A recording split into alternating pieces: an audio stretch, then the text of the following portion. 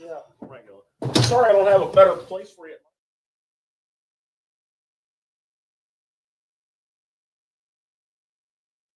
You know, Jared, he's all worked up. You see the sign that? Welcome everybody to another edition of Tackle Shop Live.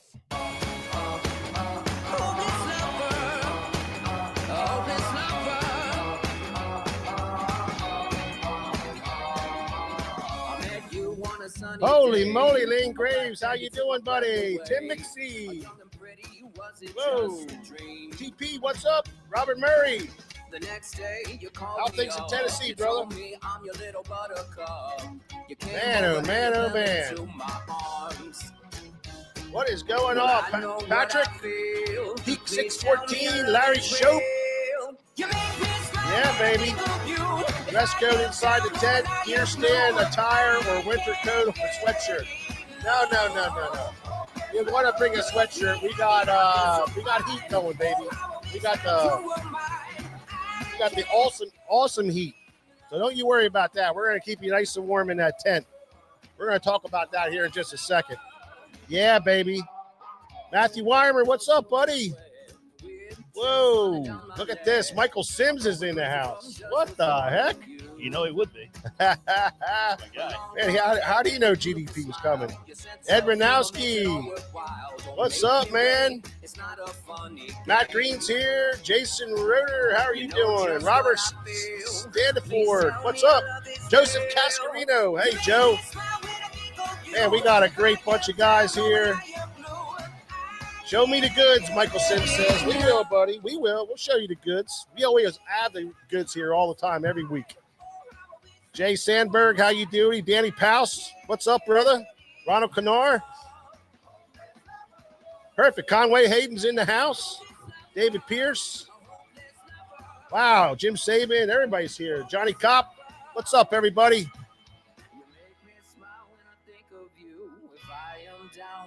Well, it's good to see everybody stopping in for another edition of Tackle Shop Live. We come at you live every Thursday night at 7 o'clock, as you guys well know, because you're the first ones here. Even before I sign in, there's guys signing in. So it's good to see everybody. I think that's all cool. Man, we're on the eve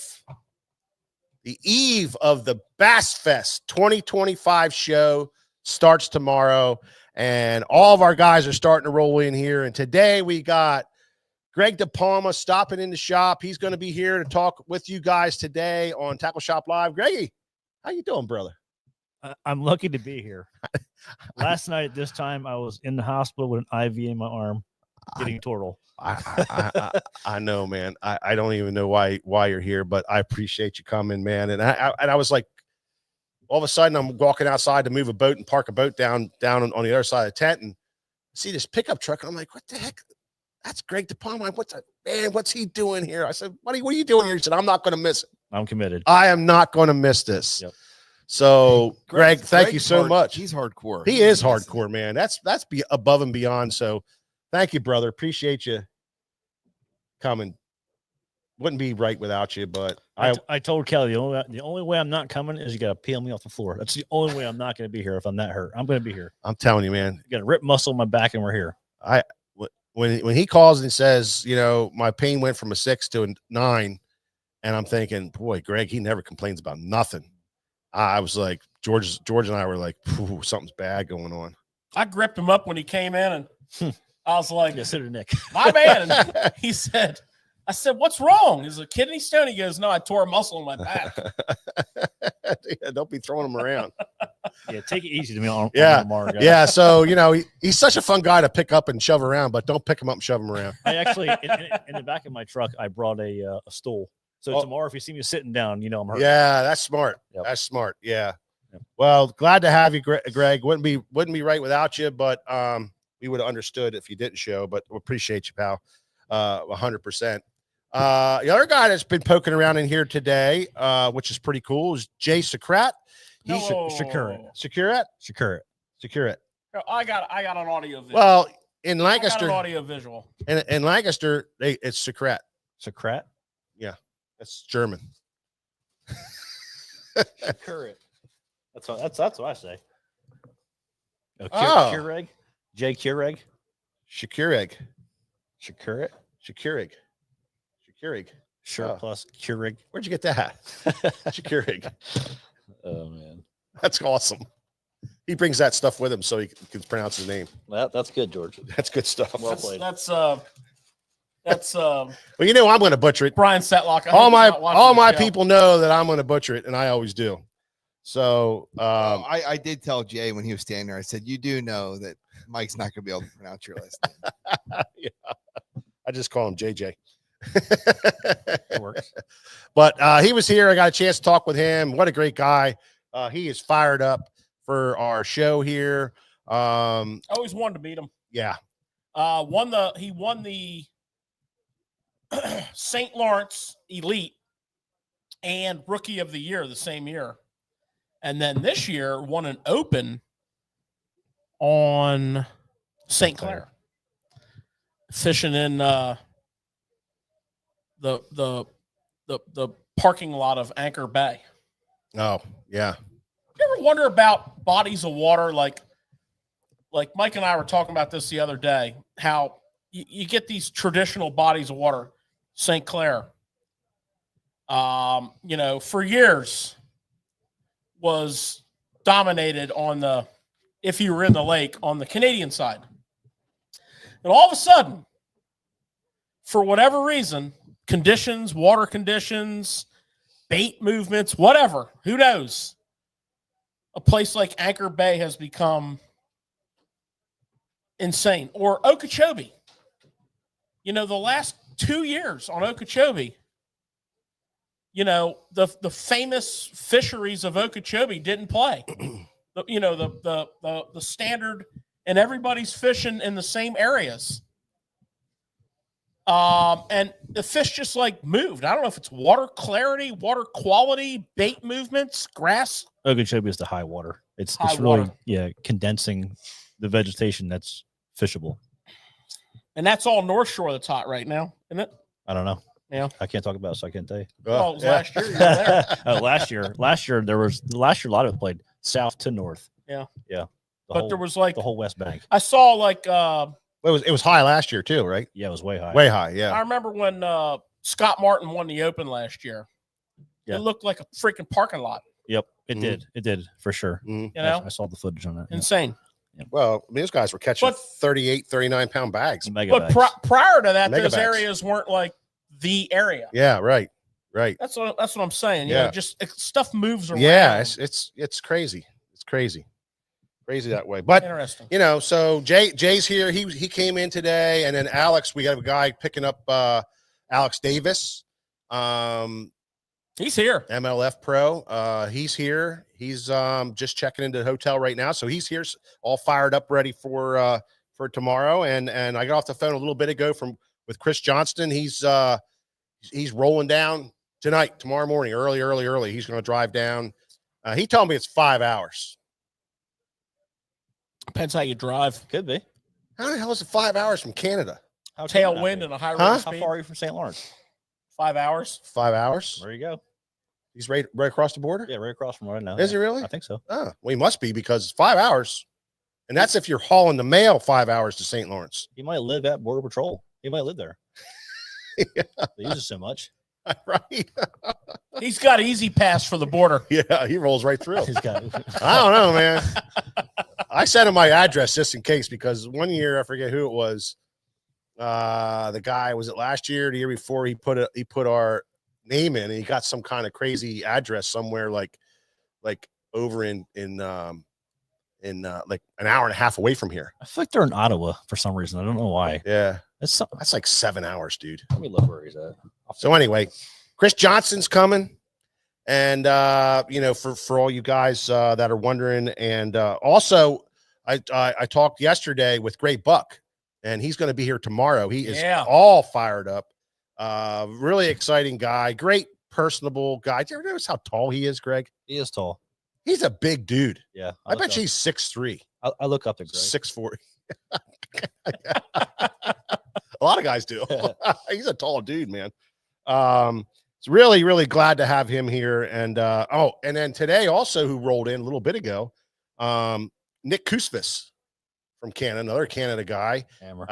Love that guy, man. It's like Smallmouth machine. We never missed a beat. It's like from last year to now, it was like as soon as he walked in, it was like we just went right at it again. It was a lot of fun with him. He's a great guy. He's going to do a fantastic seminar also. You know, he's a Bengals fan. Are they still a team? Well, let me tell you, we were alive and well up until last week. They're out. They go. Yeah, they're out. They're out. Yeah, They're out. That's too bad because that'd been fun if they were in because then we could really ride them. But now we just got to pick on them. Yeah. Well, but so appreciate everybody checking in. For all you guys just getting fired up on us right now, we are Tackle Shop Live. We come at you every Thursday night at 7:00 p.m. and we talk fishing, we talk technique, and we talk tackle. And we have a ball doing it. And tomorrow kicks off our annual Bassfest show. Starts here tomorrow at 9 a.m. We have a whole bunch of seminar speakers as we just went over, and then a big sale in the shop. A great time, just a show atmosphere. We got boats here. We've got food vendors here. We got free off-site parking with the Bass Bus. You get to ride the Bass Bus, which is always exciting. Well, you know, Terry drives the Bass Bus. Terry drives the Bass Bus. And, you know. So that's a lot of fun. It's a big deal. Yeah, it's a lot of fun coming to the show. And the thing about it is the pros that come, Greg Palma, will can kind of elaborate. He's kind of stuck here. These guys are here. They're not going anywhere. They're here in the shop, very approachable. Walk up to them, ask them questions, pick their brains. That's what Bass Fest is all about. It's about learning. It's an educational process for 2 days. It's like condensed awesome from the best people in the world. The best fishermen in the world are here to teach you guys new techniques and new ways of catching fish. And man, it's just so exciting. And so if you're in the area or within 5 hours or 6 hours drive time, it's worth it. Come to the shop tomorrow or Saturday, stop in, and you will have a guarantee you'll have a great time. And I had a couple people that have been to every single Bass Fest ever pop in the shop tonight. Yeah, staying overnight. They're like, two nights. Too long to drive, so we come in tonight. Well, people are staying 2 days. The hotel up the street's almost booked because people come in and they stay for 2 days. That's how great it is. So it's a great event. I hope everybody can come. Plus, it's a great time for us to meet you guys, all of our great listeners here and on the podcast here. It's really great to catch up with you guys here to show and talk and shake hands and see a name, put a name to a face. So we're excited about that also. But did you mention the specials? Oh man, that's the thing. We've got killer freaking specials all set up. It's a 2-page front and back of these great, awesome specials. It's a great time to buy tackle. There's a lot of free goods that if you buy something, you get something. Buy 3, get 1 free. Buy 2, get 1 free. There's a lot of that stuff going on. I can't name them all. There's so many of them, but let's trust me when I tell you. Plus we got some, and we're going to get into this in just a second. We got some brand new, hot off the press, next day aired product in that we're going to kind of talk about a little bit, maybe possibly here in a little bit. So we're going to be busted into that. And then you guys are going to see really how special it's going to be. So, but thank you guys so much. But like I said, this is Tackle Shop Live. And what we like to do is talk about tackle. And we're going to get into a great little section we like to call Tackle Talk.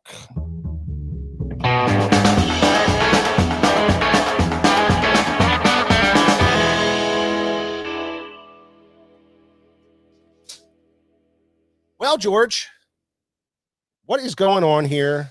We got Greg Dipalma standing here with us. We do. Greg is a tackle freaking junkie extraordinaire, so it's always great to have Greg with us. What we got going on today? Well, we're going to do a lot of Daiwa today. I got a whole selection of brand new Daiwa reels. Of course, you got to have a couple baits. Keep it interesting. Yeah. And we got a new hat. This is exciting right here, Nick. Get a close-up of this mother. Bring it in, Nick. I don't know if you guys can see that too good. Rise and glide, people. Rise and glide. We got a SFT hit on the side. This is a flex fit. So instead of, having to buy the right size fitted hat, this is a snapback flex fit. It's a quality hat. Mid-rise. One of the most comfortable hats you'll ever wear. Tremendous hat. Yeah. Tremendous hat. What's cool about that is George and I got to know Epic Eric Glassow. We knew him before he was an Epic. Yeah, we did. And we started talking with each other a few years ago, and we wanted to do some stuff together and work together with some things. And Eric does a great job with everything. He's very creative.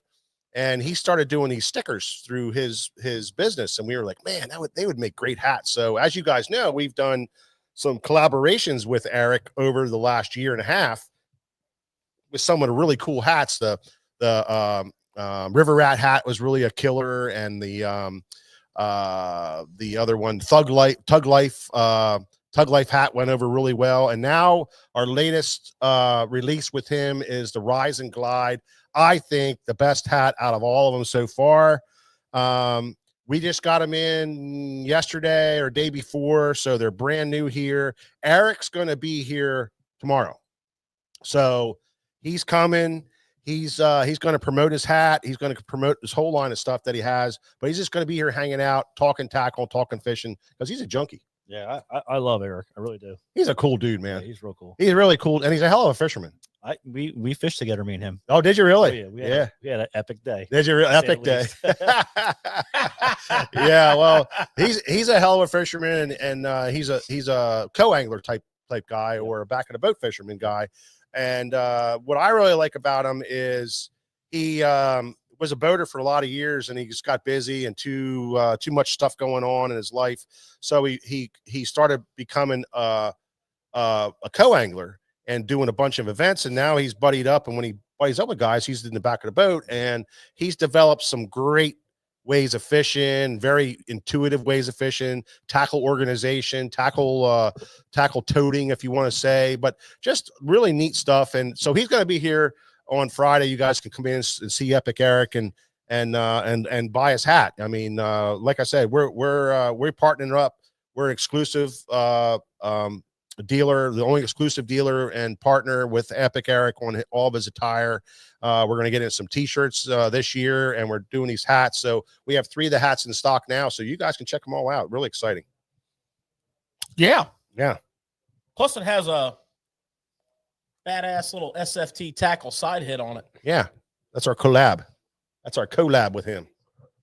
All right, let's talk about some reels. So Daiwa has brought out quite a few new reels for this 25 season, and we've been going over them bit by bit. And tonight we're gonna check a few more off the list. Mm-hmm. So we're gonna start off with a casting reel.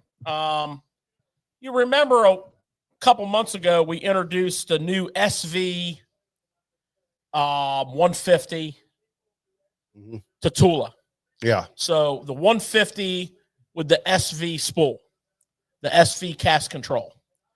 So now we have the coastal version, and you know the coastal versions always have the blue anodized highlights, the spool, the handle, but you'll notice a couple things. The spool's solid; it's not ported. And that's very important to prevent that, brackish or salt water from going down inside the spool and then getting slung into the gear case, or potentially. But what I like about it is it's got corrosion-resistant bearings. So the bearings that are going to get the most exposure to salt water, the drive gear bearing on your handle, the 2 spool bearings, they're corrosion resistant, so they won't rust. Mm-hmm. If you're saltwater fishing or brackish water fishing, you bass guys that are tidal water guys, you get a summer like this, you're fishing a lot of salt water. Oh yeah, for sure. Um, That's a big problem with a lot of reels. it's a big problem. We see it. We do see a it. lot of reel repairs courtesy of salt water. Salt water, absolutely. Absolutely. Quite a bit. The other thing that's nice about this reel, it's a 150 size. So, you tend to fish a little heavier tackle in those environments a lot of times. If you're bass fishing, you're frogging, you're 65-pound braid. Oh, yeah. You're flipping 20-pound fluoro. That bigger spool size is going to give you that capacity. Plus, if you're a multi-species guy and you like to, catch some slot reds or some speckled trout, striper fishing, this baby's got you covered. So, plus it's an SV cast control spool, which is nice for the lighter weight tackle that you're casting. So a lot of times when you're fishing, when we do some like slot red fishing or trout fishing, we're fishing a 1/4 ounce head with a small little swim bait. So yeah, it's nice to have that cast control, that SV system. Yeah. For those of you that aren't familiar with it, SV uses no cast control. So the cast control, which is a 0 adjust lever right here, knob, very, very hard to turn. Reason being is don't use it. You don't want to turn it. Yeah. You're going to check your spool when it comes out of the box. I like to back it off a hair and make sure I'm getting a little bit of play, and then just take that play out. That's 0. And then it's all mag. It's all mag. It's amazing how that mag works. I mean, it's amazing the ease of casting of that reel. And everybody who ever gets one, they just can't believe that. All I got to do is turn this knob. Yeah, that's all you got to do. If you're getting a backlash, just add more to it. It's all mag. The SV system is an on-demand magnet. It varies with the RPMs of the spool. It's like it doesn't matter how it works. Trust me, it works. It just works. Yep. Now, it's a good quality reel. You're going to pay a little more. It's $279.99. This is the 7-to-1 gear ratio here, which is probably your most versatile gear ratio. Yeah. 29, call it 30 inches of line per crank. So one revolution, 30 inches of line. So it's, that little bit bigger spool, you're picking up a little more line per crank. So capacity wise, for example, if you're fishing like a 50-pound braid and you want to max it out, you're going to get 125 yards of braid on here. Whereas on a standard, size bait caster, you're going to get 80, 90. Yeah. So you got good capacity. Corrosion resistant ball bearings. There's 4 of them. Obviously the roller bearing's not one of them. And 11 pounds of drag. Yeah. Carbon drag, super smooth. You want to test a drag on your bait caster? Put some pressure on it. Hold the spool. Turn the handle like this. If it's that smooth, no chop, you know what you got. Yep. So great reel from Daiwa. The Coastal SV TW 150. Okay. Now we're going to go down the list here. We're going to start in the high rent district, and we are going to look at the TD Soul. That's a pretty reel, man. That's one thing these guys are doing. They're making some pretty freaking reels. Copper. You remember the first Soul, Nick? Huh? You don't know anything about that stuff, do you, Nick? Come on, Nick. Come on, Nick. What the heck, man? Come on, Greg. The original Soul was all copperish gold like that. No. Yellowish. No. Yeah. Yellowish copper. Gold. No copper at all. The word copper goldish would never come into the description. If I was looking at TD Soul, I said to myself, you got to be so I freaking wonder what ignorant, that looks like. Dude, I would not even think copper. Are you serious? You see copper? That's I said a yellowish copper. Anyway. He's such a jerk. All right. But So, it was all yellow.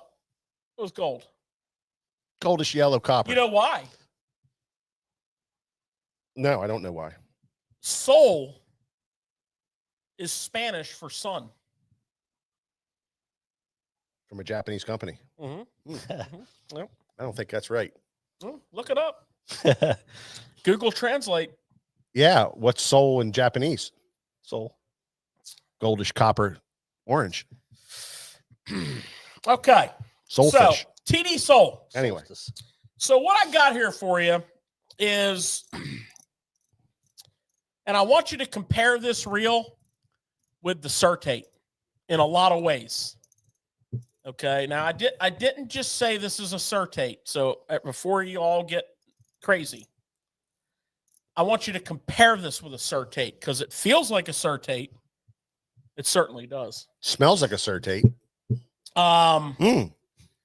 We have a lot of things here that are pretty badass. It's a Zion V body, monocoque, no screws, no side plate, big plate that screws out, super rigid, very positive on locking those gears in position.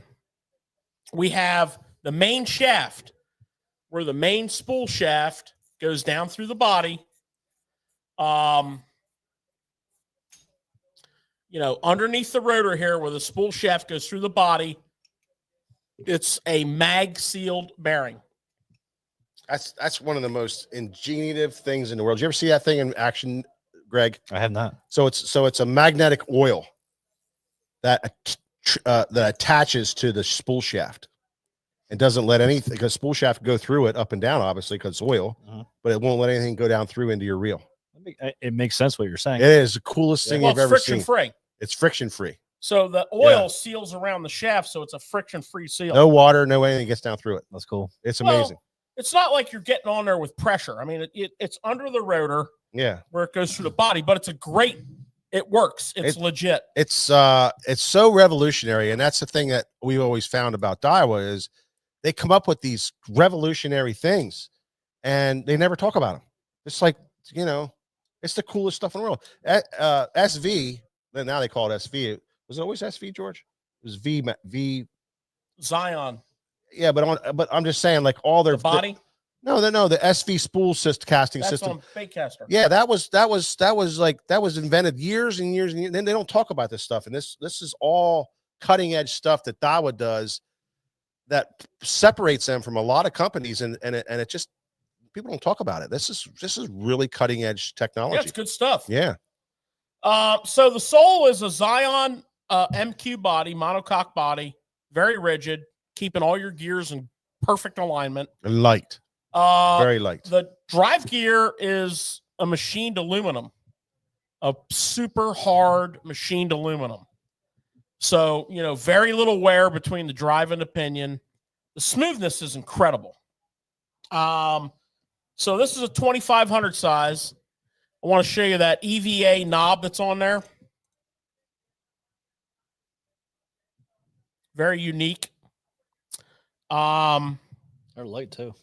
Very light. Yeah, the Zion is a carbon material. So 7 ball bearings, 3 are corrosion resistant. Okay? Very important. Mag sealed shaft. This reel is 34.5 inches per crank retrieve. Wow, that's a lot. That's a lot. Mm-hmm. One piece tournament bail. Mm-hmm. Very rigid, very strong. Tubular. Not tubular at all. It's not tubular? No, not solid? Not tubular. Yep. It's not an air bail. Oh, okay. 5.6 ounces. Okay. 22 pounds of drag on this thing. Wow. Good gosh. Which basically, I mean, it sounds impressive. You right? can stop a freighter with that it thing. Sounds impressive, but that just means you can not only can you lock your drag, yeah, but then you can lock it again. Yeah, it's way lots. That's crazy. It's just a lot. Yeah, it's a when lot. You talk about you don't need it. When you talk about like drag poundage, yeah, it's literally like hooking to a scale and measuring the drag force. So, like when you're fighting these big, giant saltwater fish on stand up, you're at like 13 pounds of drag. Yeah, exactly. Before you feel like you're going into the deep. Mm-hmm. Now, 3,000 size. You know what's nice about that, though, George? It gives you a lot of range. So you're not compressing those not compressing that because as of much. the carbon washers. Yeah, you're not compressing it, so it gives you that big wide range, and you're only going to here, so you're not really shrinking this down and getting that less performance out of it. That's That what's cool about 3000 has that kind of hybrid like power handle on it. Very comfortable. Machined handles, obviously. The 3000 now is actually a tiny bit less line per retrieve. And basically it's 34.5 for the 2500, 33.6. If you want to get that technical with it, still a lot of line. that's good for you. They're both 34 inches per crank. Yeah. But if they don't, somebody's going to spool the reel up, measure the line inches per crank, and then, go on to social media and just attack Daiwa. Yeah. 6.3 ounces. $369.99. Not your everyday purchase. But we had a gentleman in the shop this morning, first customer of the day, bringing in his Shimano Sustain for service. And this Sustain was 25 years old. And you could take the handle and spin it, and it would just spin and spin and spin. So that's what you're buying. when you buy it once, 25-year-old fish reel. it forever. Yep. So, there's some, we carry everything from ultra high end down to entry level. And, we're going to talk about them all. So the Soul is new this year, and it is sweet. Exciting. Very, very sweet. And I'll tell you, it's very comparable to a Certate. It's not a Certate, okay? But it's very comparable. Yeah. Soul is sun in Japanese also. It is? I looked it up. Sun in Japanese? And Spanish, yeah. It was actually a Mexican-Japanese guy that told me that. So I gave him the benefit of the doubt. All right. Yeah, I knew it was something like that. Okay. So why is it copper? Well, this one here, I don't know. Maybe it might have something to do with the ozone layer. I'm not sure. All right. Now, what else you got, brother? I have a killer reel here, and we've been selling these for years. They're dealer only. You're not supposed to advertise them. That ship has sailed. I'm going to advertise the hell out of this thing. This is called a Kajay.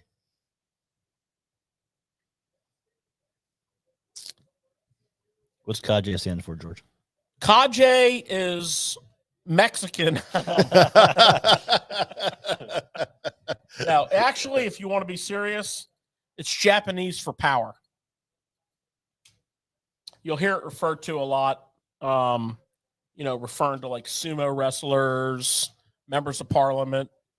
They use the word Kajay a lot. So this is the Kajay LT. I mean, you can almost pull that off, brother. You can almost pull that off. He got me. He almost pulled that off. Now, here you have your air bell. Yeah. Okay. Okay. Tubular stainless. Yes. Yeah. I know you've been dying to say that. I wanted to say it all night. Yeah. Zion body. Yeah. Very light. Now, not MQ. The previous generation of Kajay was MQ, which is the monocoque body, which is what you'll notice some screws on the side plate. Yeah. Okay, so that's telling you that you have a traditional side plate. But what it does for you is it brings your price more in alignment with, a decent priced reel without getting crazy. And I apologize, I didn't actually put my price down in my notes, but I spitball it at like 200 and change.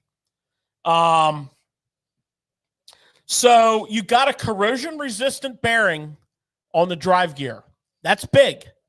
Okay. They will not rust.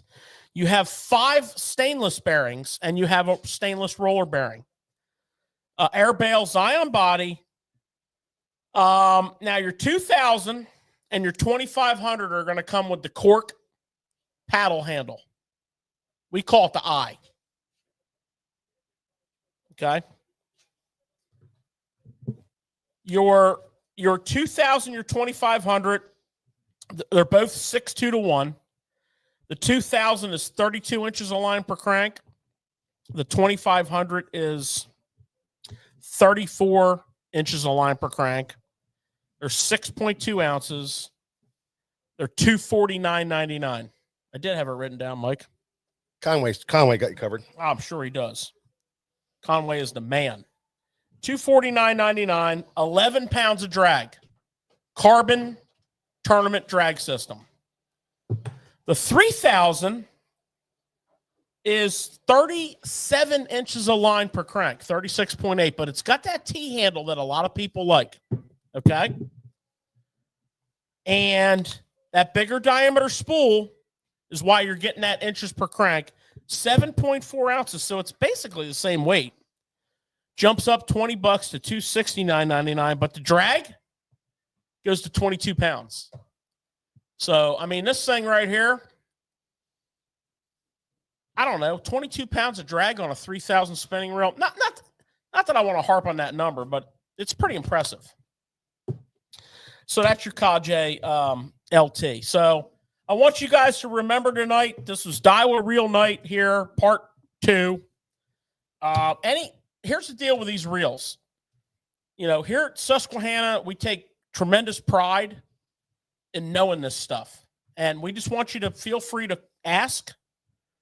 And, you know, just know that you're getting that proper information. What's up, Nick? So question for you guys. I mean, we got 3 great anglers on here, and every one of these spinning reels and many spinning reels have different handles. Historically, what handles have you guys preferred with your spinning reels? Are you particular, Greg? I wouldn't say I'm particular. I'm more like what I've just been using for years. Yeah. I'm just used to, you know, more like the paddle style or whatever you want to call this style. I call that the eye. The eye style. That's what I'm used to. I don't think anybody else does, but that's what I call it. Yeah, you know, back in the day when I used to use a Spyrex, I used to have this style on it. But this is what I like. My hand goes right to it, and I turn the handle. Simple. I have no preference. I can fish the eyes. I can fish the tees. I fish 2500s and 3000s and 4000. I don't. It doesn't bother me at all. I can go from one to the other. But it is funny, Nick, because how particular people are with that handle. You know, Greg likes that eye. You know, that's what's comfortable to him. And you know, George will go either way because he fishes all my stuff. And, oh, that's a good point because Mike and I, you know, we share boats, we share tackle. Yeah. And it works out when you're both casting the same side on your bait caster. Yeah. And neither one of you really care about the handle style. Yeah. I'll tell you, the biggest thing you guys need to pay attention to when you're shopping for a spinning reel, and it's called doing your homework. Check the gear ratio and check the inches per crank. Now, Michael Bradley on here makes a great point. You know, that is only when the spool is full. That's true. But that percentage is the same at the end of your cast. Yeah. You're not taking in 34.8 inches of line. You might be taking in 23.6, but the difference is still the same. And here's what I want you to think about. Gear ratio versus inches per crank. And I'm going to break it down for you real good. I know you're all big bike riders out there, you know, 10 speeds up and down the hills and mountain bikes and whatnot. You know, you all rode bikes in your day is what I'm getting at. Everybody's rode a bike. Think about the gear ratio on a fishing reel like the gears on a 10-speed bike or a mountain bike or whatever kind of bike you ride. So just for example, if you have a really fast reel, let's say you have a 8-to-1 bait caster, okay? That's like having a 9th gear on a bike. Fast as hell, but no torque. You know, you're not pedaling up a great big steep hill in 9th gear. But every time you turn that handle, you know, you're spinning that spool way more times per crank. So it's fast. And then think about your 6.2-to-1 reels. Casting. That's like 5th or 6th gear on that bike. You've got a balance between fast by pedaling faster, but you also have torque. because you have a reduced gear, you have more torque to go up that hill. Now, in the spinning reels, that would be like a 6.2 to 1 spinning reel would be like that high gear bike, and a like 5.4, 5.5, even 5.8 to 1 would be like that mid-range gear. So because the spinning reel gears are in essence smaller, that ratio is not as pronounced from a mid-range to a high, 5.8 to 6.2. That doesn't seem like a lot, but it is. So when you're doing your homework there, think about your uses. Now, most of us are spinning reel fishing. We're doing finesse fishing techniques. So a lot of it has to do with picking up slack. If you're spinning reels here and you're working your finesse rig on the bottom and you get bit, you want to pick up that slack and be able to set the hook. So typically spinning reels, we don't want to be like real slow.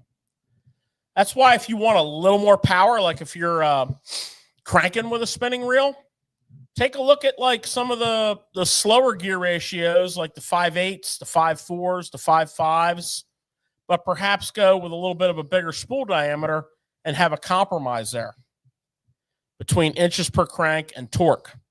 So just think about that. That's a little something there to kind of help you out. There you go. Because that's a confusing part of reels. Yeah. Yeah. Well, and Greg, you're a 7.1 guy. No, I'm an 8.11. You're an 8.1. When it comes to the bait casters, there's no confusion for me. It's just all or nothing. Yeah, that's right. Yeah. You're 8.1. But yeah. But do you go? I experienced that. With the spinning? Yeah. It's pretty cut and dry with the reels I have. No. They're as fast as they can be for what they are. You're 6'2" all day. Yeah. That's it. Yeah. Yeah. Oh yeah, he's 8 to 1. I fished with him one time and I said, Greg, I'm coming in hot, man. I haven't had a chance to get anything ready. He said, I got everything. Just jump in the boat. And I pick up this reel, and man, I fired this thing out there. And first of all, it was left-handed. Right-handed. Well, I think you had a left-handed on there too, or something, didn't you? Might have had a couple in there. Yeah. Sims, yeah. Well, anyway, fired this thing out there, and I'm like reeling this, and I'm like, what the heck is this? 8 to 1. I'm like, this is 8 to 1. He said, yeah, they're all 8 to 1. And what was cool about that was I never fished 8 to 1, and I wouldn't buy one because I was thinking that's too crazy. By the end of the day, I was like, well, I got to have some of these because it's amazing what you can do with 8 to 1. 100%. And you think, well, you're going to overpower your baits. No, you can feel it. Yep. So much easier. You feel everything going on. You can speed it up. You can slow it down very, very easily. But when you need to burn it, it's right there. I mean, even for the most part, like an 8.1 to 1, like I still flip with it for the simple fact of I can catch that fish really fast. The reels nowadays, the way they're designed, yeah, what George said makes total sense, but they really have power by the way they're geared, by the way the drive shaft goes through. You have plenty of wrenching power, even with a really fast reel on a baitcaster for sure. Oh, then the gearing, the reels I was fishing with you with the Corrados. There was Corrado 8 to 1s, and it was the new gearing in those things. The power is incredible in them. It is incredible, absolutely incredible in them. So, and the other thing is too, the reels I was throwing time were all Shimano. They had the power handle. There's a lot of things going forward that's giving you that power. They're making it up on different parts of the reel, not with just the gears. Yeah. So right. That's kind of where I'm at with the whole entire thing. It's like I'm just across the board for the most part. I might own maybe like 2 in the 7s, 0 in the 6s. I don't own any. Yeah. Yeah, that's crazy. Yep. That's crazy. I mean, and that's the truth. I mean, I sifted through all them suckers looking for a 7 to 1. He didn't have one. There ain't none. He said, just get over it, Mike. There's none in the boat. Let's put it that way. He said, get over it. And I'm like, all right. And I did. I got over it. By the end of the day, it was amazing how you adapt to it. So simple. Mm-hmm. So Greg's a prime example of what we preach a lot on this show, which is, you can build your style around the equipment you like. You'll fish an 8 to 1 reel, cranking, and pace that crank to do the exact same thing with that bait, as somebody else might do with a 6.2 to 1 reel, or even back in the day, a 5 to reel. I mean, I always like to joke about the old BB1 lose, 4-7 to 1. I mean, I was a BB1 lose. Like, hell, that was one of my first sponsorships, man. You know what they called their high speed, what their gear ratio was for their loose high speed when they first came out with it? What was it, George? 4-7 to 1. Oh boy. Oh, high speed. The standard was 4-3 to 1. Yeah. So you had a BB1N, then you had BB1NH. The thing is like George had you like kind of 20 of them. Yeah, you kind of build your fishing style around what you don't know what you don't know. Yeah, that's exactly right. You don't know what you don't know. That's exactly right. But I will tell you this: the 8 to 1, where I feared it, and I didn't. I thought it was going to be something that would hamper the way you fish and take away from the bait presentation. It's not the case. It gives you the full range of what you want to do with one reel.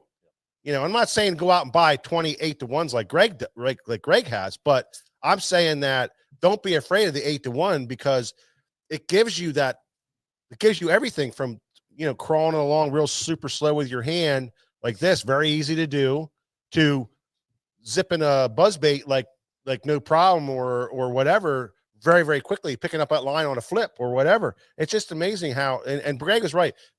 We fished 7.5 hours together, and I was a master of it 8 to 1 by the end of the day. But now, Greg, have you found a technique for yourself where an 8 to 1 to 1 is just too much?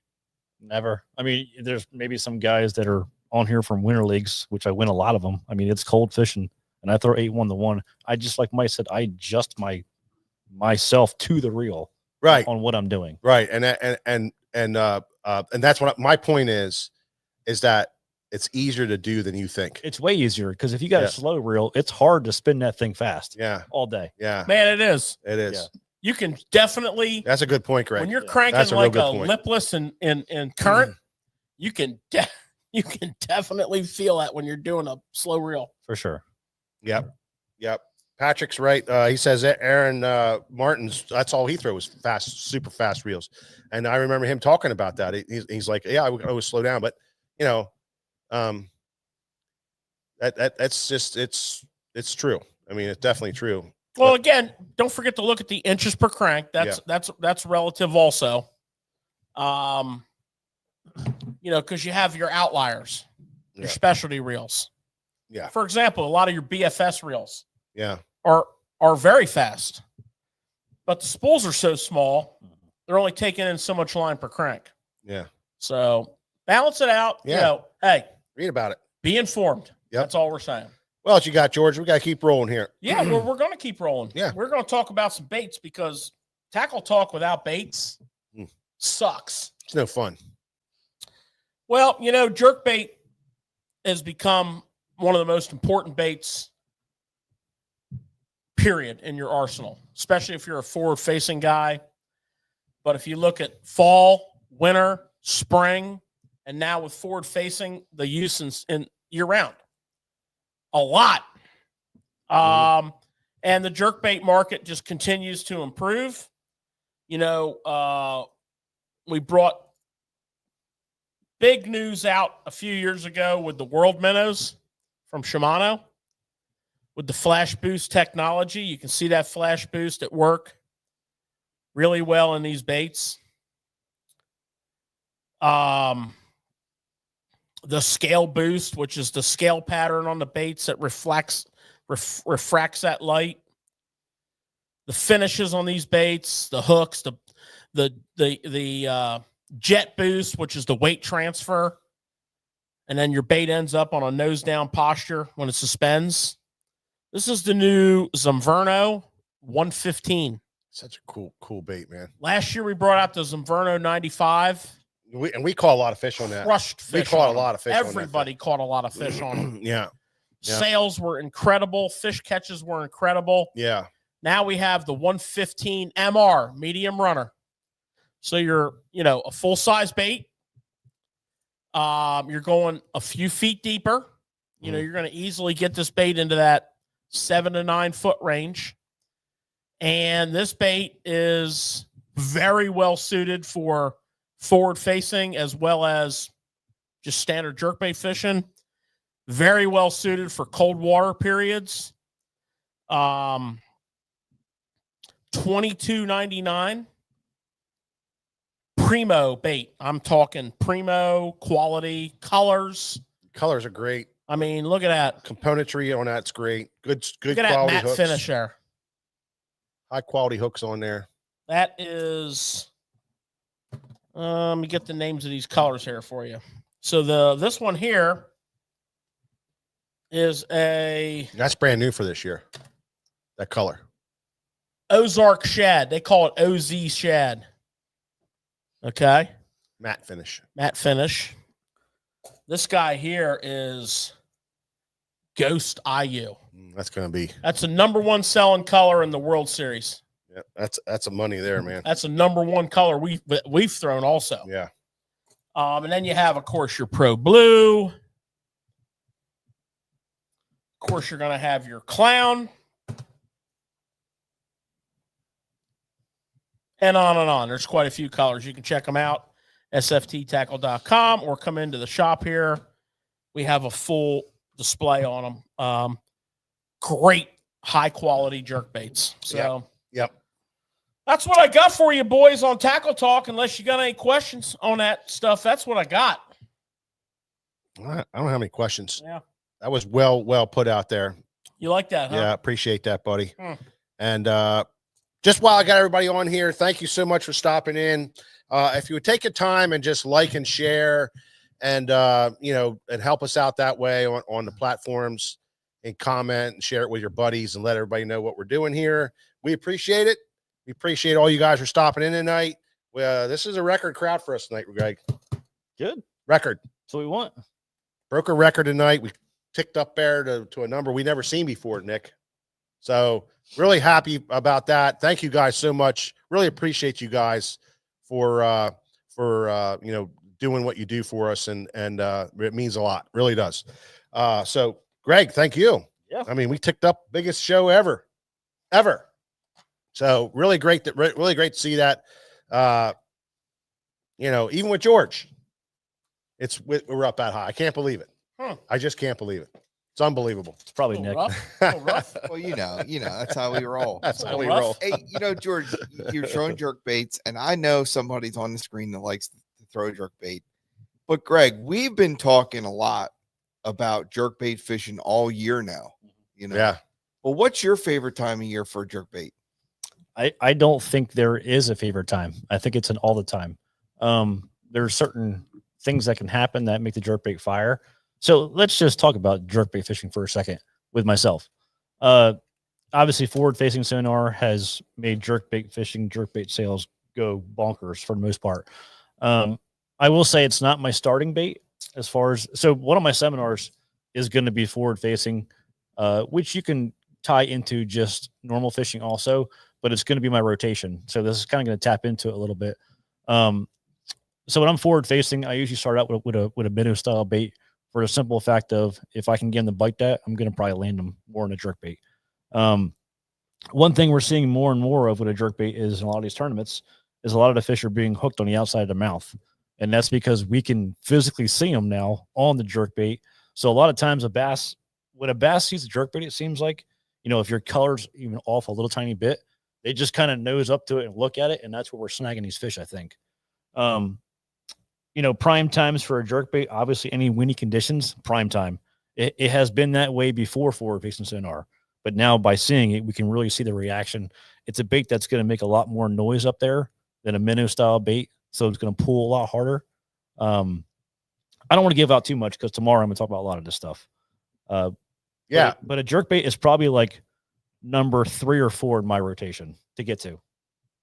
You said something though. You said which has changed drastically in the last 5 or 6 years that I know, is that you said jerkbait's used all the time. Yep. That 5-6 years ago, that wasn't the case. Not at all. Everybody talked about it in the spring. Everybody talked about it in the fall, and that was it. Yeah, my jerkbait box would either sit at my house or just in the bottom of my hall. Exactly. Yeah, it's Until it got amazing. cold. Yeah, 5-6 years ago, man, amazing. It's the change that started happening with it, and you guys kind of exposed it. Yeah. It's So last year during one of my seminars, one of the seminars I did was I literally gave away like every bait that's the best bait in the best color. And on the jerkbait side, I gave you guys 3 of the best colors that I know about, not just for myself, but across the board. I actually have one to add into there this year. And I think you're going to like it. You're on another one? Yeah. And it's all through fish catches. It's not me trying to sell you something. It's literally, I was like, yeah. Well, I mean, I kind of echo the year-round usage of the jerkbait. And for me, I know it was a direct result of forward-facing sonar because I was the same way when the spawn was over. There was very few scenarios where I would reach for a jerkbait. I didn't take them out of the boat, and I would occasionally reach for them, more so in a smallmouth situation than in a largemouth situation. But there was a few. Now, I mean, as soon as I started forward-facing sonar, I see fish suspended. I'm chasing them with my trolling motor because they're swimming away, and I'm like, shoot, freaking jerkbait comes to mind right away. That was before we mastered the minnow. Yeah. One thing I'm going to add in there really quick, and I'm going to touch on this tomorrow too. A jerkbait is a lot like a glide bait. And for the simple fact of a jerkbait, when it's right, has more pulling power than anything. So that's where I kind of compare it to a jerkbait at. Oh, wow. A glide bait. That's interesting. Yep. Well, you know what's cool about this, Greg, is tomorrow at 11 o'clock, everybody can come tomorrow, sit in on your seminar, and get all that juice. How much time do I have tomorrow? More than an hour? See, the problem is No. you don't. Okay. We'll be fast. You don't. When we unplug the microphone, I'll keep you can talking. go as long as you want That's- after that point in time. That's the thing with Greg. A lot of the guys were like, well, how long is the seminar? Well, it's like an hour. Oh man, I don't really do hour seminars. It's like Greg wants, is that it? Can I have 3 hours? Mike, give me 3, just give me 3 hours. Here's the thing. There's so much information that we can give you guys, but in the midst of it all, we're getting questions. It just 1 hour is not a lot. It's not. It's good for what the store has. Yeah. But I'm just saying, like, Yeah. For me to really break down and get into every It is. piece of all this stuff, I need to talk. Well, don't forget, And here's the other thing. I like talking about more than just one little topic. I break off a lot, so it kind of Yeah. takes a lot of my time. Well, you're gonna have to dial in tomorrow, well, buddy. here's the other You're deal. gonna have to dial way in tomorrow. These guys are the top touring pros, They are. okay, for a reason. But guess what? They're here all day. Mhm. That's the thing. So, That's the thing. if you can, sidle on up and get a little conversation going, they're going to be glad to speak fish. They're here to talk fishing. Yeah, you could scratch that scab all you want. Yeah, here's the in thing. here. The other guys I'm not sure about, but if you got a question about fishing, just be direct with me. Ask me what the best bait is on the body of water, and I'm going to tell you. Yeah. It's not a big deal. I've been that way since we started Bassfest. No, you definitely have, and they're very, very open. One of the most requested people ever that we've ever had and the feedback on seminars is Greg Dipalma's seminars. Oh, Always. Thanks, guys. I know that's the truth, Greg, and I'm not just saying it because you're there standing next. Every year, we get the feedback. everybody feeds back on, man, Greg Dipalma, is he coming again? His seminars are so informative. So, I mean, one year he brought a battery and a hummingbird, and you put it up there and showed people like, well, this is what this means. Freaked everybody out, man. Freaked them out. And it was the greatest seminar ever That's good stuff. in the history. So that was cool stuff for sure. So, but you got a chance to see him tomorrow at 11 o'clock. And then again on Saturday at 1:30, Greg's going to be doing another seminar, busting out all kinds of cool stuff. So, Well, here's the deal. really good stuff. We kind of got a grip on that, right? Yeah. There's something I'm pretty excited about talking about tonight because, Yeah. near and dear to my heart, I mean, I'm a jig fisherman. Ah. I am a jig fishing machine. I love jig fishing. Greg's here to talk jig fishing with us. We're just going to talk jig fishing. And I think Greg is going to cut us loose on something here that's pretty exciting. So, Yeah.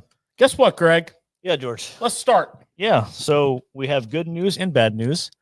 The good news is I've been talking about this here at the shop for about 3 years, and it's finally come out. We're going to launch my jig. We finally got it. It's going to be called the Wee Bit, the GDP Wee Bit. We have both. We have my flipping jig and my swim jig. Both of them 100% designed for myself through all the years of fishing. So in my eyes, what we're selling here is literally the best when it comes to them two things. The bad news, we don't have a lot. They literally rushed in what they had from Australia, and we got what we got. So tomorrow, Air, baby. yeah, they literally came in like 2 hours ago. So what you see tomorrow is what we got. So I think there's 500 SKUs back there total with all the colors and all the sizes. If I'm right or wrong, There's a lot. Yeah, there's a lot. There's 5 sizes of flip jig, light tackle flip jig, the Wee Bit. Mm-hmm. There's 3 sizes of the swim jig, which you call a machete. Machete. I like to say machete. Machete. Yeah. Yeah.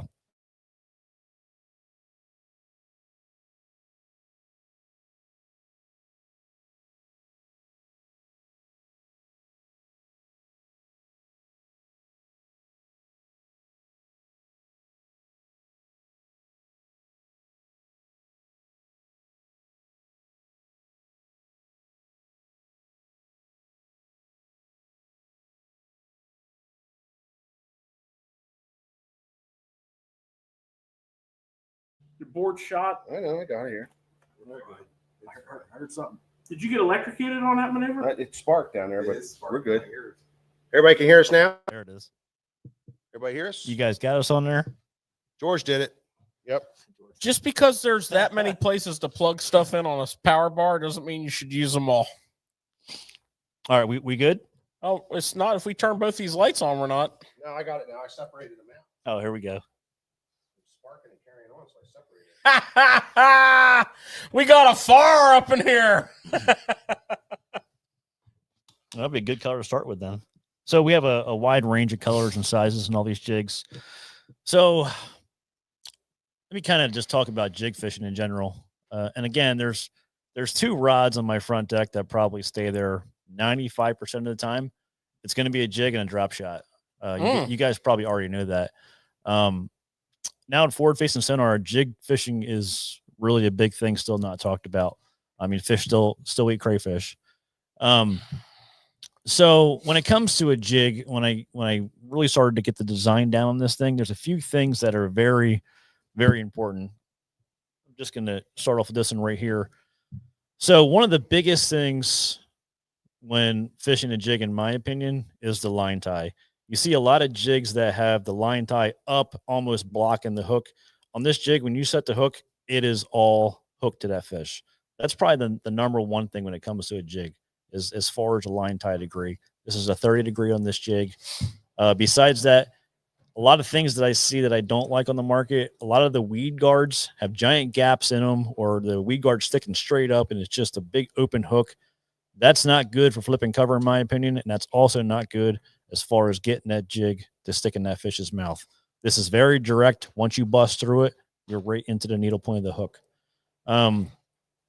Size-wise on these, we have quarter, 3/8, half, 5/8, and 3/4. All of our jigs have our sizes printed on our head. The big thing for me, too, was when it comes to these really small compact jigs, I wanted to have a compact jig in a smaller size, because a lot of these companies, once you go to above half ounce, the jig profile gets really, really big. Like, for example, this is a 3/4, almost the same exact size jig. The hook size does jump up one size from a 3/0 to a 4/0, but that's a compact 3/4 ounce jig. And that thing is going to stick them, and I already have stuck them. I've been fishing these smaller ones now for, it's probably been 2 years now. And if you were probably working at Nomad, you probably hate me, because I adjusted this jig a million different times. I sent it back until I absolutely got it perfect. Well, the hook. How about the guys that are making the hook? How many times did they have? Yeah. So here's the deal with the hook. So the great part about this jig, and again, really important thing about a jig is the quality of the hook. These jigs have a BKK hook inside of them, which we had to get a custom size made, because BKK had a hook that fit our 3/4 and our 5/8. But when it got down to the quarter, 3/8, and a little bit of the half, the gap from where the hook made the bend was a hair big. So I told him, I said, we can't have that. The lead has to go to the eye of the hook. So they had 53,000 units stamped just for these size jigs, which is amazing. Thank you, Nomad, for doing that. That was huge. That made the 1/4 and 3/8, in my opinion, the best jig there ever was. Now, I will tell you this about the 3/8. The 3/8 is by far the best skipping jig I've ever thrown in my entire life. Wow. So if you're a guy that's fishing laydowns, creeks, that's a really big deal. I can get back in that cover. I'll skip it all the way to the bank every time. It skips like a Senko. That's how good it skips. Before you get all crazy on moving forward here, what you said about the designing this jig and the 2-year period of process that you did that takes a lot of balls. Yep. It takes a lot of balls to say to a company who's making complete giant changes on something that, no, we got to change it again. And then, no, we got to change it again. Yep. And then, no, we got to change it again. And when you were talking to me about that, throughout this whole process, I'm like, that takes a lot to say that, you because you're trying to compromise, you're trying to be good to your people, but and there was no compromise. There wasn't. I came in this whole entire thing, and they knew this. I came into it saying, we are going to build the best jig on the market. Yeah, and that is, and you stuck to your guns. That is so hard to do, don't you think, Nick? I'm telling you, I can tell you, being at Greg's house multiple times, I'd go, Greg, what's in that box? That's jigs that I'm testing. It was a bunch. I have hundreds, but they weren't right. Yep. He is very picky of what he wants, and he was not going to be happy till he got what he wants. And that's the thing. Staying true to what you really think. I think that's super hard to do. Yep. Dealing with all the layers that you're dealing with that. So to talk about that, so the head design. Now there is another jig company out there that's relatively close to this jig, which gave me a lot of my own personal design, and I pretty much took that thing and made it way better, in my opinion. So the head design, narrowed it down a hair more, simple fact of crawling through cover better. The weed guard itself, every single one has 28 strands inside the weed guard. That's for a reason. I went through thick weed guards, a little bit thinner. I literally feel like I found the absolute perfect, and I don't want to just say this, but the jig doesn't get stuck unless you're fishing rock. That's pretty much, it goes through everything. If you needle it through, it goes through unbelievably good. I'm impressed with it, to be honest with you. Obviously, the BKK hook is a giant deal. Now, that's a huge thing, a BKK hook. That's huge. Yeah. We got a really good keeper on this thing, a metal keeper. So, if you want to bend it out, or if you want to bend it off, if you're just doing it different. But when you're skipping a jig, this keeper, in my opinion, keeps the baits on way better than just pushing onto a lead hook. Yeah, with the little lead thing on there. Yeah, so you could run your char sideways, put it on there, it won't come off. Yep. Now, let me go to a bigger size just to show you. So, for example, this is a 5/8. So you can kind of see the skirt is a little bit thinner. One of the names that we tossed around too was going to be mini thin because it has a Skinner skirt on it. Now, there's a reason why I did that. I guess the best way to say it would be, so a lot of you guys tournament fish, a lot of you guys probably don't, but if you ever noticed, even in a jerkbait, it doesn't matter what it is, it's every bait. When you're catching the fire out of them fish, 9 times out of 10, your bait is worn down really, really far. So I think there's something to be said about that. So we made this thing with an even Skinner, or I keep saying it wrong, thinner skirt. Yeah. But the beauty part is it's a hand-tied skirt also. So it's like what's there doesn't come off. It stays there. It stays there. There's a jig sitting in the store somewhere that I fished for 3 weeks in a row, and 2 of them weeks were tournament weeks. Yeah. That same jig almost looks the same as when it came out of the package. I got it tied on my rod. It's in my boat at the thing. You missed that. You missed that jig. Yeah, that it's thing. All good. I got more. It went on the rod, and we fished out a few days. Yeah. It's actually it's not here anymore. Yeah. It's all good. So listen, guys, this it's covered as a light cover jig, but I throw this thing on 20 and 25 pound test. You can lean on it as hard as you want. You're not going to bend the hook out. Basically, the jig that I'm presenting to you guys, in my opinion, isn't only just the best jig. It's going to be the best jig to get you guys more bites. That's just how I feel. That's how I feel about smaller finesse jigs. But now we have it in a bigger size as far as the lead head goes. We're getting through heavier cover. let's say you're on the bay and you need to get through, man, that 3/4 punch right through that stuff. Small little profile, perfect weed guard, big hook. Really, really excited Yep. about the skirt, Greg. Yep. So I am super excited about that skirt. out of all those jigs, Yep. and I love the skirt too. I mean, And particularly, I don't think people are going to really understand about particularly this jig. for this cold weather, All about it. I'm just all about that because you know what he said to me. He said, Mike, when you were really on a good jig bite, what did your jig look like? I said, it's all beat up. Things were all torn. He said, yeah, the skirt was thinner. It was thinner, thin. And I'm like, yes, that's what I want. I don't like that big chunky. I want my profile of my trailer to dictate the thickness. And That's the other thing too. When you see a crayfish, it's just the body. yeah, Everybody makes these giant. And don't get me wrong, there's times times, of the year right? where Yeah, that bigger profile, big bulky skirt makes a difference. Or certain areas. Yeah, or certain areas of the country, like South Carolina, like the mop jig is a big deal down there at certain times. This jig is, in my opinion, it's geared to catch you guys more fish throughout the entire season. everywhere, every time. And it's not just from me saying it, it's from 20 years experience of flipping a jig. Yeah. No doubt. And we got some cool colors like that one, Midnight Matte. That's a really cool color. Purples, blues, the blacks. I like that color. Yeah, it's going to be a really good seller for us for sure. And up north too. Yep. Something about for black sure. up north. For sure. And you know what? The versatility with just a few strands of purple and blue in there. If let's say you got some of those in your box and a heavier weight and you're up Champlain, you're trying to flip up some largemouth, the bite's tough. Take your scissors, snip a couple of them blue and purple strands out of there. Yep. Now you got a solid black jig. Yep. Versatility in your color. Yep. That's a nice one there. When too, you go up there, you better have some solid black jigs. Peanut butter and jelly is beautiful. PBJ, Rage chunk on the back. Beautiful.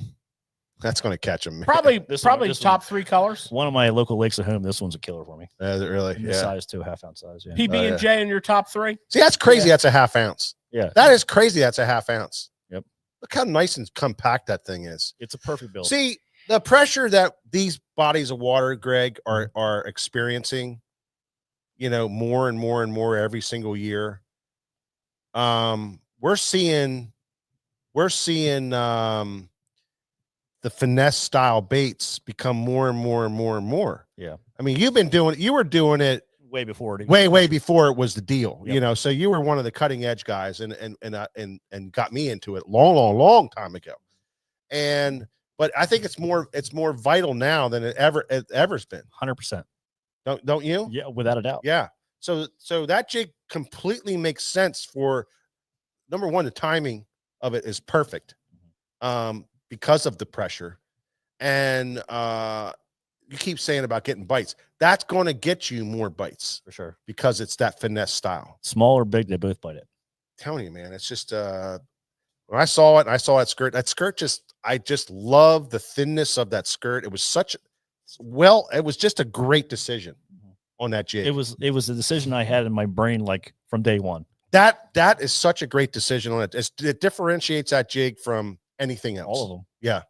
It's and I'm not just saying this because it's Greg's jig, because I just know how hard he worked on it. And I know that it's going to catch fish for you guys. And I think the tournament that you did really well and made a big difference maker with that black and blue jig. I forget where that was. This year? Yeah. Wheeler. Yep.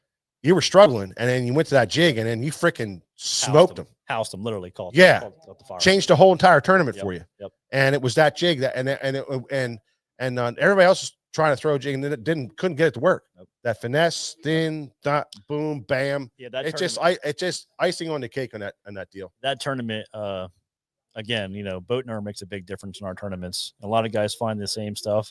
And I went behind 2 Elite Series guys, well-known guys with this and called them really good. No doubt about it. No doubt about it. Yep. So great. Just a great, awesome home run. And kudos to you for standing up to your beliefs and what you do. And I don't think people understand how hard that is because you're dealing with big, giant corporate things and big, giant corporate decisions. 50,000 piece decisions is what you're talking about here. A lot of money. It's a lot of freaking money. It's a big, giant decision. You stuck to your guns. Took a while, as we well know. We Yep. we were expecting this last year at this time, Yeah, we were. actually, and It wasn't right. it just wasn't right. They had some ICAST so at ICAST last year, they had some on there, Yeah. and I didn't like them. I literally said to ICAST, take them out. Don't even showcase them, and they did. Thank God. Yeah, and I know guys from Nomad. Yep. Kudos to them too. I mean, hats off to those guys for working towards something different than the norm. Yep. So for all you guys that are going to come to the show, you're going to have a shot at these things because the next batch is going to be a while. Yeah, not till March. Yeah, as of right now. Yeah, it's going to be a while. SFT is the only one that has these. So yeah, we were fortunate enough to be the leader on this product. We're the only one that has them. It's a very limited supply. So you guys come into the show here tomorrow. We'll get a shot at them with Greg. You'll be able to talk to Greg about the jig and see the jig hands on. They're all hanging up over there right now. And really, really excited for you, Greg. Congratulations on designing that great jig. thanks. Do you great fish job. that jig in deep water too, Greg? You can, and I have plenty of times, 20 plus. You can drag it. You can do all the normal stuff you want to do with it. Plus, with that size range. Yep. Yeah, the size range, the 5/8 and 3/4 makes a big difference offshore for sure.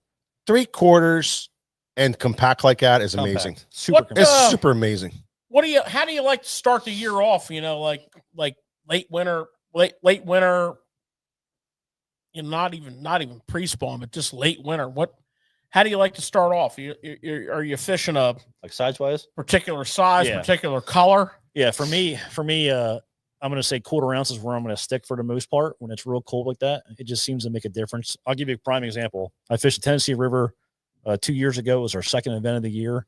I was fishing super deep channel swings with a little jig on a spinning rod.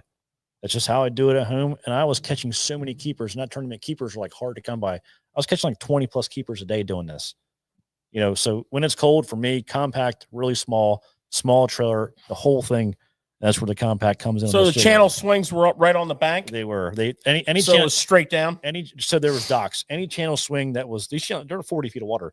Any channel swings that went right to the bank had a dock, had fish all over it. That was the pattern I ran the entire tournament. And you threw that on a spinning I rod. threw it on a spinning rod. So you would throw that 1/4 ounce jig in that scenario on a spinning rod 100% with lighter line, light line. I was throwing 12-pound test. Wow. a leader on braid. Leader on braid. Wow. So then during spawn season, generally speaking, I'm not talking just any particular body of water, but pre-spawn into the spawn, that first third of the spawn season to the spawn season. How do you modify there? So I'm just going to say this: a 3/8 jig would cover the entire season, but I usually step up to a 3/8 or half. So I go from pre-spawn to post-spawn with them sizes, and then post-spawn on is when they seem to bite the bigger jigs the best. So the thing about the size is, it just comes down to the cover you're fishing. If you have to bust through, for me, it's just a heavier jig. But if I can, I'm going to stay around a 1/2 ounce size for like the post-spawn on, for the simple fact of I just think it's the perfect size, what they're keying in on. Mm-hmm. And it's not always crayfish too. Like, for example, this one I have rigged up, I said I catch a lot of fish on. The thing at home is we have a lot of bluegill. So that's where this one comes in. It just darts right through the grass where I'm fishing. I pick up and it's got it. It's that simple. Mm. And then you previously tonight said that the 3/8 is your best skipping. That 3/8 jig, I have never in my life. It literally throws like a Senko. It's crazy. It just keeps on going. Is that dependent on the trailer? I don't think so because I have 3 different trailers on it. Okay, cool. So typically, you'll find out tomorrow, but typically I throw a Zoom Super Chunk Junior most of the time. If I'm hitting that grass a lot, I want something that's going to make some movement on the way down. So I do throw a Rage Chunk from striking a lot. Great. And then 3/4 is just the 3/4, in my opinion, is mainly designed for fishing grass or deep offshore. George was saying, on the bay, when that grass gets thick, that 3/4 small as it is, heavy as it is, it'll punch right through and go. Yeah, true. Yep. So I don't want to get too crazy on your jig techniques because you're gonna really devote a lot of time to that in your seminar for sure. What about your swim jig, the machete? Yeah. So next up, Now so there's Because I'm a swim jig guy. all right. Let me ask you guys a question. That's just all Okay. there is to it. So in my mind, there's 3 baits on the market that are very rod specific. What would you say are the 3 baits that a certain rod is designed for the baits? Frogging, swim baiting, and finesse fishing with a spinning rod. Okay. Yours, Mike. I'm gonna tell you mine after, but go ahead. You missed the most crucial one, George. Well, I only had 3 choices. Yeah, no, but I thought for sure this would be first. Well, you thought wrong. So specialty rods for certain techniques. Yeah, and I'm gonna kind of break this down why I did what I did. Okay.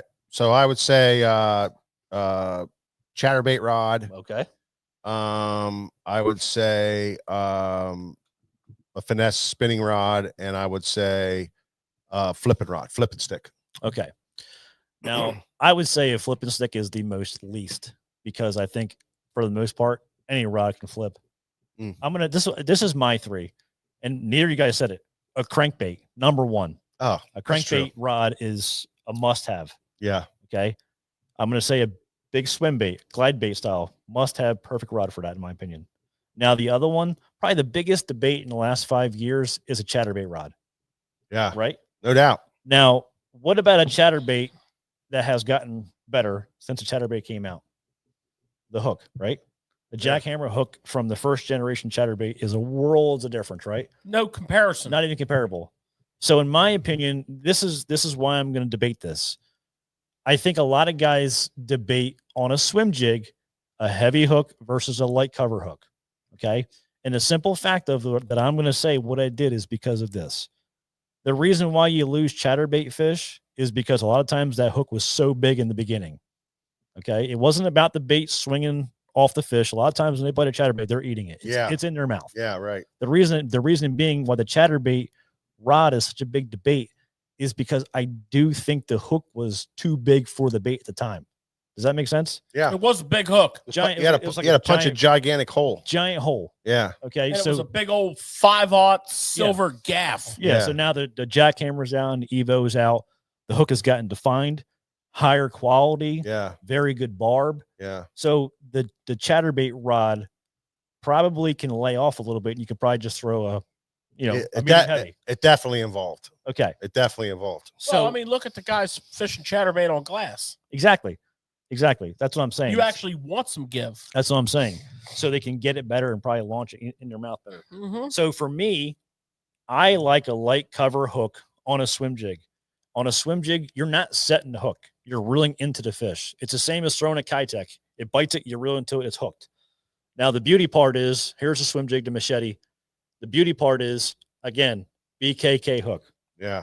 If you guys aren't familiar with BKK, it is probably one of the most high quality hooks on the market. That being said, it doesn't bend on you. It's extremely sharp. It doesn't bend on the needle point. It doesn't roll.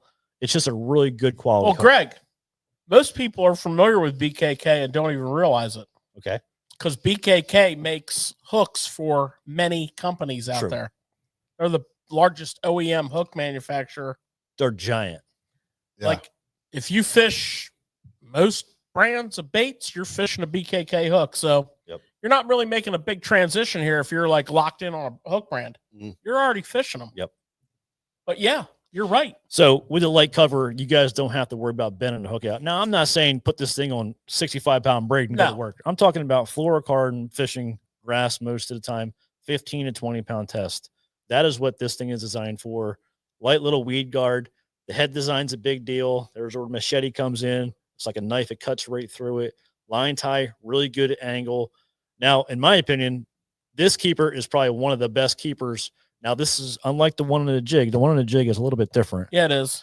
So the one on the jig is really close body and opposite, because a lot of times you're weaving on a jig like this, where on this jig, on the swim jig, you're pushing up and digging in, which holds it really well. Again, it gives you the ability to move it left and right and pierce different holes on it to keep it up there. It does hold it really well. Really well. Really, you can just keep on turning it and bending it any which way you want to get to grab a new hole. Wow. Again, I just think it's, from years of experience, me telling you what I think is the best. Well, the thin hook quality thin hook. Quality is the biggest thing. High carbon. Yeah, quality thin hook, allows for easy hook sets, with that on the medium heavy rod. For sure. And that's You can fish that same jig on a heavy rod.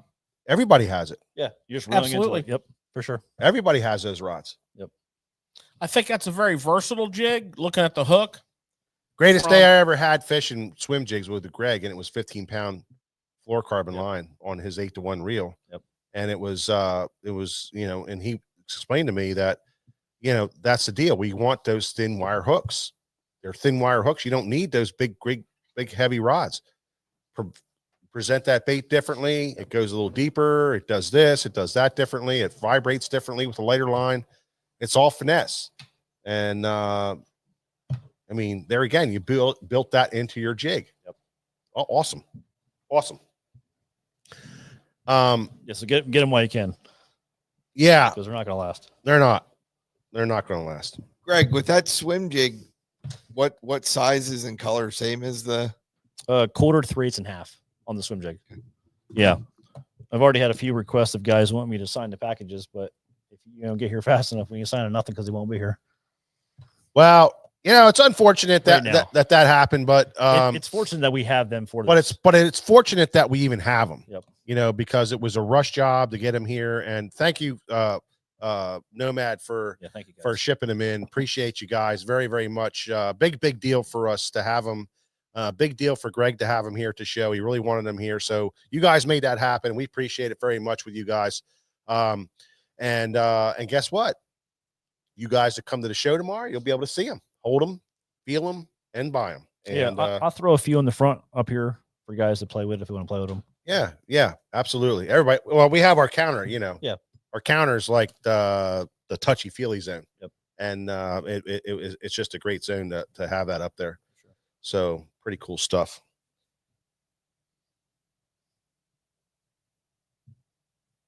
So anyway, got some all kinds of buttons going on over here. I'm sorry, I had a thing going on, but yeah, almost caught the store on fire. Sorry about the blackout there. Plugged into a bad cell, and sparks and fire and smoke started happening. So right on. My bad. So George, you got anything else? Nope, I'm good to go. All right. So listen, guys, tomorrow kickoff. Bassfest 2025 is here again. I can't believe it happened. It's here again so quickly. Great, awesome lineup of people. Greg Dipalma is going to be here. And he is on at 11 o'clock tomorrow, and again on 1:30 on Saturday. Really excited, and it's just going to be a phenomenal time, phenomenal education. We have Chris Johnson going to be here. We have Alex Davis coming. We have Jay Shakurig. Just call him Jay Strike King. Yes, Jay Strike King's going to be here. Gray Buck is going to be here, and Nick Kusvis. And then on Saturday, and also Matt Becker. I'm sorry I missed him, but Matt Becker, we locked him in late. He's going to be here both Friday afternoon and all day Saturday. He's going to be doing a seminar also on Saturday. So, man, star-studded hammer lineup this year. And anchored with Greg Dipalma. Appreciate you, Greg, so much for stopping. Appreciate you coming. Appreciate you with your back pain, man. I always thought people with back pain were wimps until I actually had it happen, and it's the most unbelievable pain. Excruciating, debilitating is the word I like to use. It's debilitating. Yep. It takes a grown freaking man and puts him on his knees. That's unbelievable how it happens. So I know what that's like. I had it one time happen to me in my life. I don't ever want that to happen again. So, bro, thank you so much for coming. Thank you guys for stopping by. This is our largest show of the forever. And appreciate you guys for doing that, stepping up and liking and sharing and spreading the word of Tackle Shop Live. And guess what? We'll see you next Thursday on the next one. Thanks a lot for stopping by.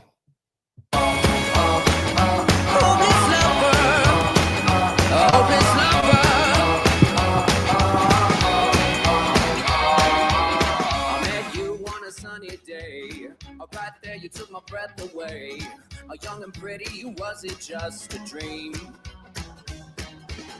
The next day you called me up, you told me I'm your little buttercup. You came over and you fell into my arms. Well, I know what I feel. Please tell me your love is real. You make me smile when I think of you. If I